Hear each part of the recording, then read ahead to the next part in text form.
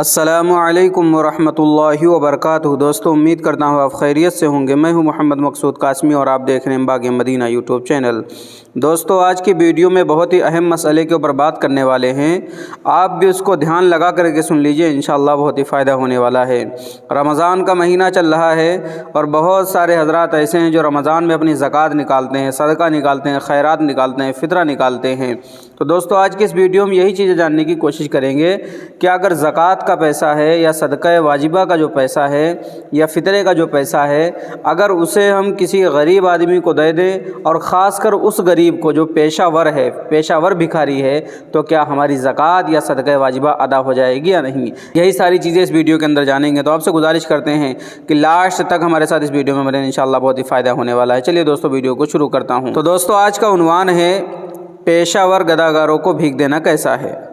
ایک صاحب سوال کرتے ہیں کہ پاکستان میں بڑے بڑے شہروں میں سڑکوں پر ٹریفک سگنلز کے قریب جب بھی گاڑی روکو تو گاڑی پر فقیروں کی الغار ہو جاتی ہے، اور وہ جو چند سیکنڈ کے لیے گاڑی رکتی ہے تو وہ فقیر جینا حرام کر دیتے ہیں، اور ان میں اکثر ہٹے کٹے ہوتے ہیں۔ اس بارے میں رہنمائی فرما دیں، کیا اس طرح کے فقیروں کو دینا جائز ہے؟ تو اس کا جواب آتا ہے دارالعلوم دیوبند کی طرف سے۔ بسم اللہ الرحمن الرحیم۔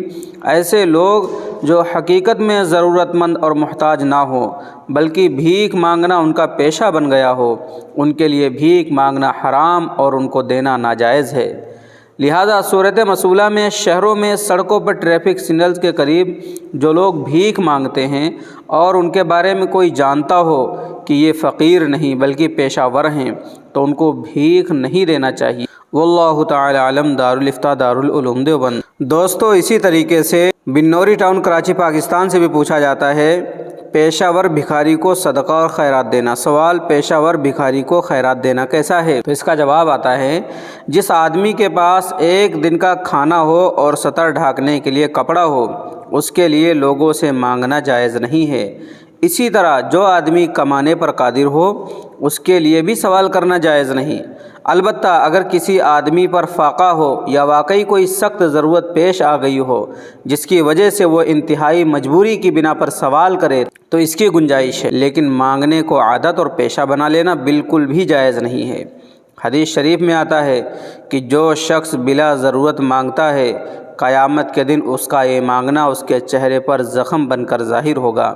ایک روایت میں ہے کہ جو اپنا مال بڑھانے کے لیے سوال کرتا ہے تو یہ جہنم کے انگارے جمع کر رہا ہے، اب چاہے تو کم جمع کرے یا زیادہ۔ جن کے بارے میں علم ہو کہ یہ پیشہ ور بھکاری ہیں تو ایسے افراد کی حوصلہ شکنی کرنی چاہیے، تاہم اس میں متکبرانہ انداز اختیار نہ کیا جائے، انہیں جھڑکا نہ جائے، بلکہ طریقے سے معذرت کر لی جائے۔ البتہ اگر کسی نے ان کو بھیک دے دی تو وہ گنہگار نہ ہوگا، لینے والا گنہگار ہوگا۔ البتہ ایسے افراد کو زکوٰۃ یا صدقات واجبہ نہیں دینا چاہیے فقط، واللہ عالم۔ تو امید کرتا ہوں دوستو آپ کو بہت ہی اچھی طریقے سے پورا مسئلہ سمجھ میں آ گیا ہوگا کہ جو پیشہ ور بھکاری ہیں، مانگنے والے ہیں، تو ایسے لوگوں کو صدقہ واجبہ یا زکوٰۃ وغیرہ کا پیسہ نہ دیں اور اچھی طریقے سے ان سے معذرت کر لیں۔